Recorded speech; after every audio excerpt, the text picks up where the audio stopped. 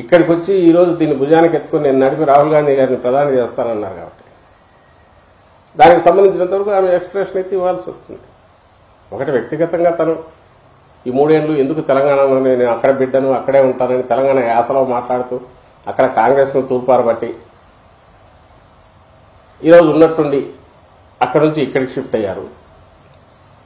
నా జీవితం అంతా తెలంగాణకి అంకితమై ఈరోజు ఎందుకు వెనక్కి వచ్చారు, ఇటు వచ్చారు. కేవలం జగన్మోహన్ రెడ్డి గారు ఉన్నారనే కదా. జగన్మోహన్ రెడ్డి గారు ఉన్నారు, ఆయనకు సంబంధించినంత ఒక అటాక్ చేయడానికి తన ఒక వెపన్ అవుతారు.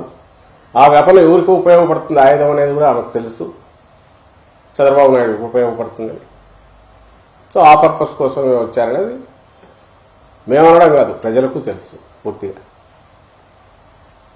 దీనివల్ల ఫలితం ఏమీ ఉండదు. 100 కంటే తక్కువ వచ్చిన పార్టీకి ఇప్పుడు అది ఏ రకంగా చేసినా తెలుగుదేశం పార్టీ వెంటిలేటర్ మీద ఉంటే ఈ పార్టీ అసలు కనుమరుగైంది.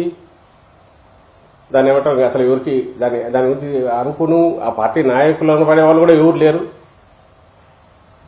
ఇప్పుడు ఆ పార్టీకి మళ్ళీ జీవం పోయడం అంటే శవానికి జీవం పోయడం లాంటిదే, అది ప్రాక్టికల్ కుదిరేది కాదు. సో ఇందులో ఎవరు ఎత్తుగడ ఉంది అంటే చంద్రబాబు నాయుడు గారు ఎత్తుగడ ఉంది. అందుకే ఆ సెక్షన్ ఆఫ్ మీడియా రేపటి నుంచి చూపండి ఈమెను విపరీతంగా ప్రొజెక్ట్ చేస్తారు. రామోజీరావుకి ఎందుకు అందుకు ప్రేమ, రాధాకృష్ణకి ఎందుకు అందుకు ప్రేమ, చంద్రబాబు నాయుడు చెల్లిని బయట వేసాడని జగన్మోహన్ రెడ్డి అనడంలో ఎందుకు ఆయనకెందుకు ఆమె మీద అంత ప్రేమ. కేవలం ఒకే ఒకటి, ఆయన ఈరోజు తన టార్గెట్ తాను ప్రజలకు ఏం చేసినాడో చంద్రబాబు నాయుడు చెప్పుకోలేక, చంద్రబాబు నాయుడు ప్రజలకు ఏం చేశాడో తన హయాంలో చెప్పుకునే పరిస్థితి లేక, అలాగే జగన్మోహన్ రెడ్డి గారు ఈ 5 ఏళ్లలో ప్రభుత్వంలోని ముఖ్యమంత్రిగా ఉండి చేసిన వాటిని నుంచి ప్రజలను ఏమార్చాలన్నా, అబద్దాల కల్పితాలన్నీ ప్రచారం చేసి 4 రకాల అటాక్లు పెట్టాలన్నా, అలాగే ఎంతో కొంత నేను ఇంతకుముందు అన్నట్టు వైఎస్ఆర్ అభిమాన ఓట్లు ఉన్నా లేదా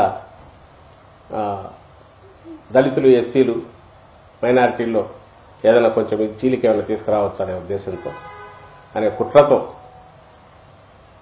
చేసిన పథకం భారీ కుట్రలో ఈమె ఒక వస్త్రమయ్యారు, ఈరోజు ఇక్కడికి వచ్చారనేది స్పష్టంగా కనపడుతోంది.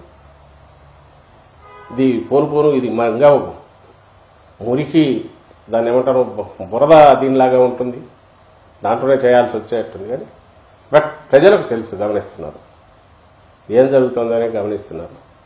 ఎవరైనా కన్ఫ్యూజన్ గురవుతారేమో చూస్తే మళ్ళీ చెప్తున్నాం, రాష్ట్రంలో ఉన్నది ఒకటే కాంగ్రెస్ పార్టీ, అది వైఎస్ఆర్ కాంగ్రెస్ పార్టీ. హస్తం గుర్తు చేయి గుర్తున్న కాంగ్రెస్ పార్టీ ఎప్పుడూ పోయింది, అది లేదు. వైఎస్ఆర్ గారు ఉన్నారు అందరి గుండెల్లో, ఆయన తనయుడు గారే కాక ఆయన రాజకీయ వారసుడుగా కూడా పూర్తి ఆ స్థానాన్ని ఈరోజు ప్రజల హృదయాల్లో జగన్మోహన్ రెడ్డి గారు సంపాదించుకున్నారు.